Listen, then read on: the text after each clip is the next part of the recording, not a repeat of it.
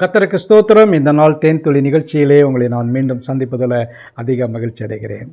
இயேசு கிறிஸ்துவனுடைய முதல் திருச்சபை பிறந்து 3000 குழந்தைகள் ஒரே நாளிலே பிறந்தார்கள் என்று அப்போஸ்தலர் 2ஆம் அதிகாரத்தில் பார்க்கிறோம்.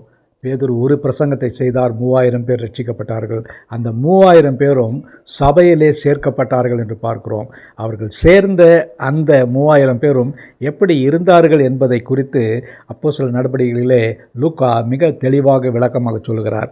அவர் சொல்கிற காரியத்தை பார்க்கும் பொழுது, அவர்கள் அப்போஸ்தலருடைய உபதேசத்திலும் சீஷர்கள் சொன்னதான இயேசு கிறிஸ்துவை குறித்ததான எல்லா உபதேசத்திலும் அந்யோன்யம் என்று சொன்னால் அது கொய்னோனியா என்று சொல்வார்கள், ஒரு ஃபெலோஷிப், அந்த ஐக்கியத்திலும் அப்பம் பிற்கதிலும் ஷேரிங், அந்த ஒரு ஷேரிங், அந்த இதில் அவர்களுடைய வாழ்க்கையை அதோடு கூட ஜெபம் பண்ணுதலிலும் உறுதியாய் தரித்திருந்தார்கள்.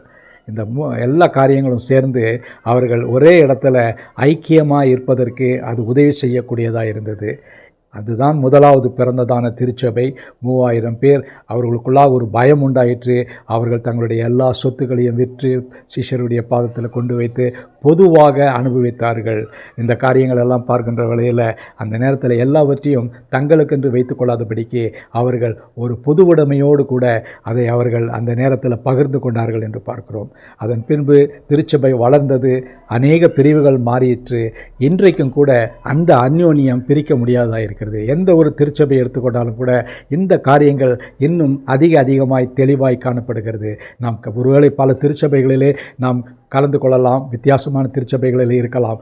ஆனாலும் கூட அந்த திருச்சபையிலே இயேசு இருப்பார் என்று சொன்னால், பரிசுத்த இருப்பார் என்று சொன்னால், தேவனை உண்மையாக தொழுது கொள்வர்கள் இருப்பார்னு சொன்னால், நிச்சயமாக இந்த சொன்னதான 42வது வசனத்தில் சொன்ன காரியங்கள் எல்லாம் அவர்களுடைய வாழ்க்கையிலும் பொருந்தும்.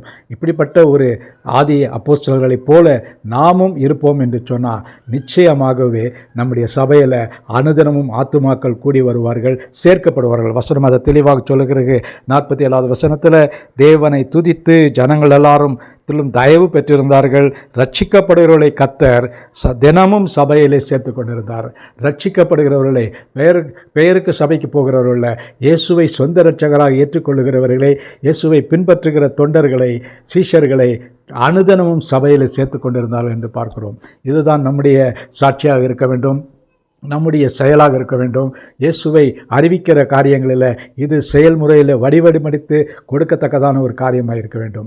அதை நம்ம அபியாசிப்போம் என்று சொன்னால், நம்முடைய சபை ஒரு தேவனுடைய சபை இங்கே கட்டப்பட்டதாக அது ஒரு வல்லமையுள்ள ஒரு சபையாக இருக்கும். நல்ல ஆண்டவரே, உம்மை நன்றியோடு துதிக்கிறேன், ஸ்தோத்திரிக்கிறேன். உம்முடைய சபை ஸ்தாபிக்கப்பட்ட காரியத்தை குறித்து நாங்கள் சிந்தித்தோம். ஆண்டவரே, அவர்கள் எப்படி உறுதியாய் தரித்திருந்தார்களோ அதை போல நாங்களும் உறுதியாய் தரித்திருக்க எங்களுக்கு உதவி செய்ய வேண்டுமா ஜெபிக்கிறோம்.